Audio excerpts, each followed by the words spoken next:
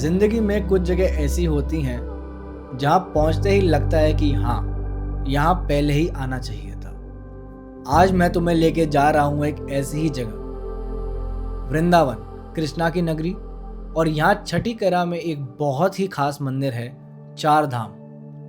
पता है क्या खास बात है यहाँ की? यहाँ दो मुख्य द्वार हैं। एक तरफ से महादेव का प्रवेश है, दूसरी तरफ से माता रानी का, और बीच में एक पूरी दुनिया है भक्ति की, श्रद्धा की, विश्वास की। तो आज मैं तुम्हें ले जा रहा हूं अपने साथ एक यात्रा पर, जहां हम साथ में देखेंगे, महसूस करेंगे और शायद थोड़ा अपने आप को भी पाएंगे।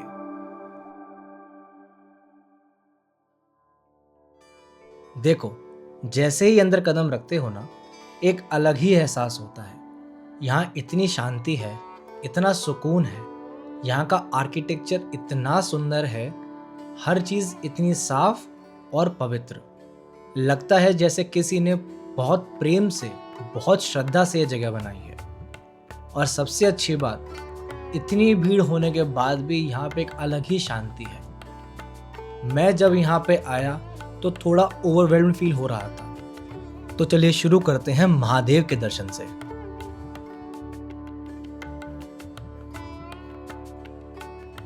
जब भी मैं भोलेनाथ के सामने आता हूँ, हर बार एक नई सीख मिलती है। बचपन में थोड़ा डर लगता था इनसे, सोचता था ये तो बहुत पावरफुल हैं, रुद्र रूप हैं। लेकिन अब समझ में आता है कि शिव जी एक्चुअली सबसे भोले हैं, सबसे सिंपल हैं। देखो यहाँ कितने सारे रूप हैं उनके। ये वाला देखो क्या भाव है, और ये बिल्कुल अलग। हर अवतार में एक अलग मैसेज है। कभी बिल्कुल शांत, ध्यान में जैसे कोई टेंशन ही नहीं, और कभी रुद्र अवतार। और ये देखो माता के साथ अर्धनारीश्वर, आधा शिव आदि शक्ति। ये फॉर्म मुझे हमेशा फैसिनेट करती है। इसका मतलब है कि मैस्कुलिन और फेमिनिन एनर्जी दोनों ज़रूरी हैं, एक के बिना दूसरा अधूरा है। हम सब भी तो ऐसे ही हैं ना, कोई ना कोई चीज़ ढूंढ रहे हैं जो हमें कंप्लीट करे। और शायद ये दर्शन हमें याद दिलाता है कि वो कंप्लीटनेस अंदर ही है, बस देखना सीखना पड़ता है। और ये है नंदी जी।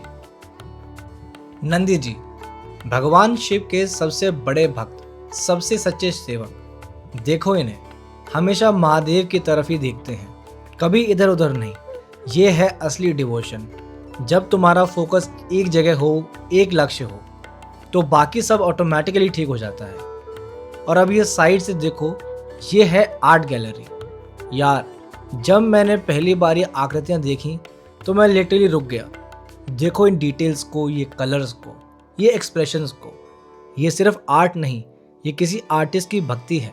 उसने अपना प्रेम, अपनी श्रद्धा इस आकृति में डाली है। साथ में पूरे मंदिर का एक ओवरव्यू भी दिया हुआ है। पता है, मंदिर में आर्ट का होना बहुत इम्पोर्टेंट है, क्योंकि भगवान तक पहुंचने के हजारों रास्ते हैं। किसी के लिए मंत्र है, किसी के लिए ध्यान है, किसी के लिए कला है, किसी के लिए संगीत है। हर कोई अपना रास्ता ढूंढता है, और यहाँ हर कलाकार ने अपना रास्ता ढूंढा है भगवान तक पहुंचने का। अच्छा चलो अब चलते हैं दूसरी तरफ, माता रानी के दर्शन के लिए।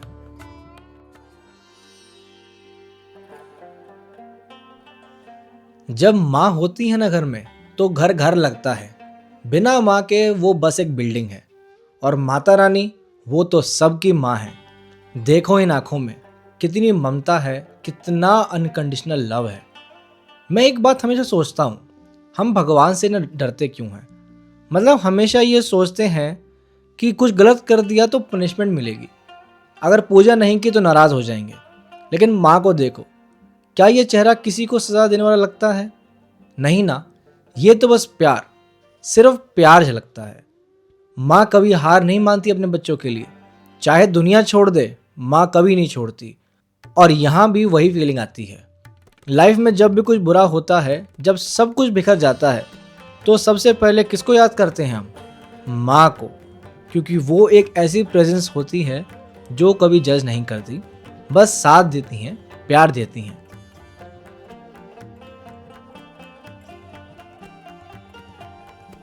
और ये रही राधा रानी। वृंदावन में राधा के बिना कुछ भी कंप्लीट नहीं है।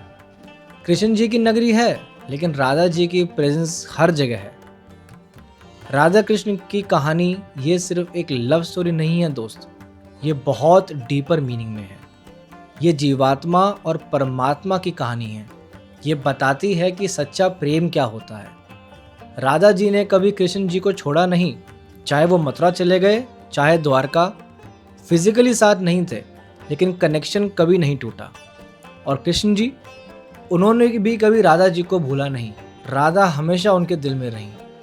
ये है सच्चा प्रेम, जो डिस्टेंस नहीं मानता, जो टाइम से नहीं बदलता, जो बस है हमेशा।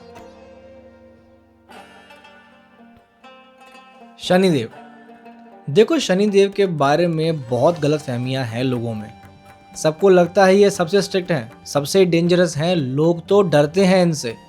लेकिन रियलिटी ये है कि शनिदेव सिर्फ न्याय करते हैं। वो जो हम करते हैं उसका फल देते हैं। अच्छा करोगे अच्छा मिलेगा, बुरा करोगे बुरा मिलेगा, इतना सिंपल।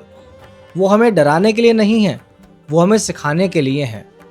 लाइफ में अकाउंटेबिलिटी मैटर करती है कि हर कर्म का फल मिलता है, आज नहीं तो कल। और एक्चुअली अगर तुम सही रास्ते पे चल रहे हो, अगर तुम्हारा कर्म अच्छा है, तो शनिदेव से डरने की कोई ज़रूरत नहीं है। यहाँ उनकी प्रेजेंस ये याद दिलाती है कि जीवन में सही गलत का हिसाब होता है। और यह एक अच्छी बात है, क्योंकि अगर सब कुछ अलाउड होता तो कोई मीनिंग ही नहीं रहता लाइफ का। तो ये है चार धाम, छठी करा वृंदावन। एक तरफ महादेव हैं, उनका पूरा परिवार, आर्ट गैलरी नंदी जी। दूसरी तरफ माता रानी, राधा रानी और शनिदेव।